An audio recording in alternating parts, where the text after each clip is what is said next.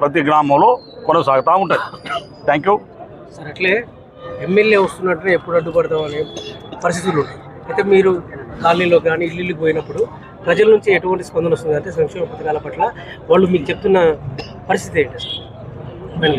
ప్రజలు ప్రభుత్వం చేపడుతున్న సంక్షేమాల పట్ల చాలా సంతోషం వ్యక్తం చేస్తున్నారు.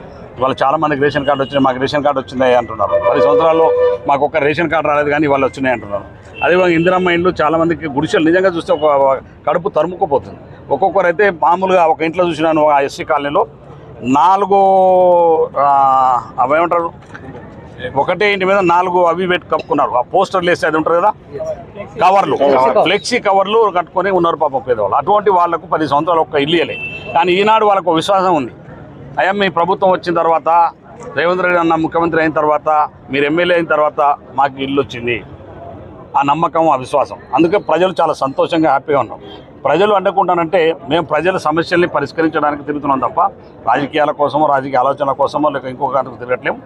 నిజాయితీగా ప్రజల దగ్గరికి వెళ్ళాలి.